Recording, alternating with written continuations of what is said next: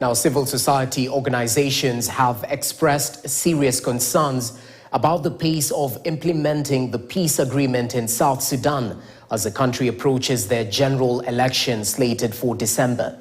Civil society organizations in Kenya, while issuing a statement on the Tumaini Initiative for Peace in South Sudan, said if a new constitution is not put in place, then there was no need for holding the elections. Our reporter, Grace Nganga, with more.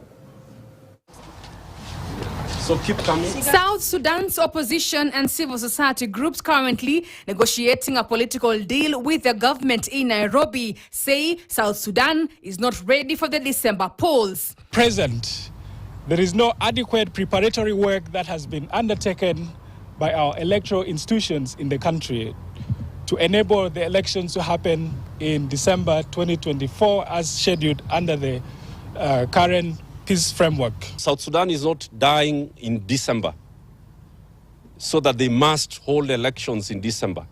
Let them prepare properly for conducting an election that will usher peace and stability, as my colleague from South Sudan has said. The activists are advocating for a credible and inclusive constitutional making process rooted in Chapter 6 of the Revitalized Peace Agreement and the Constitutional Making Process Act of 2022.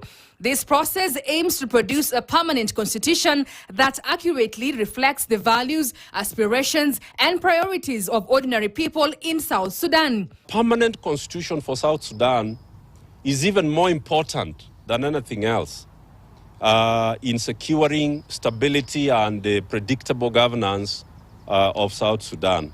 The demands for permanent constitution before the December 2024 elections showcases the likely consequences of an election without a supreme law, with questions arising on whether the demand can be achieved in 2 months. This means the country could go to an election without clear constitutional provisions to guide the process. Some observers are concerned that should the country go to elections without a constitution, the outcome can easily be rejected on a legal basis, and in the absence of election dispute mechanisms, the country could plunge into fresh violence. Elections should not be a source of new conflict.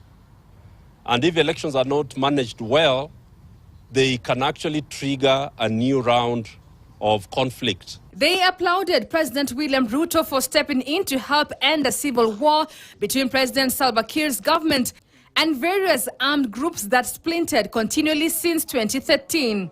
South Sudan's peace talks between the government and the holdout groups began on May in Nairobi, signaling a new step to end perennial disruptions to the country's rebuilding that has long crippled its economy.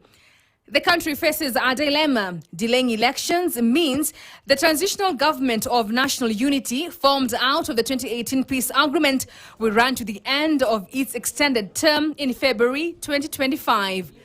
Grace Nganga, KTN News, Nairobi. Now, the concerns raised on the South Sudan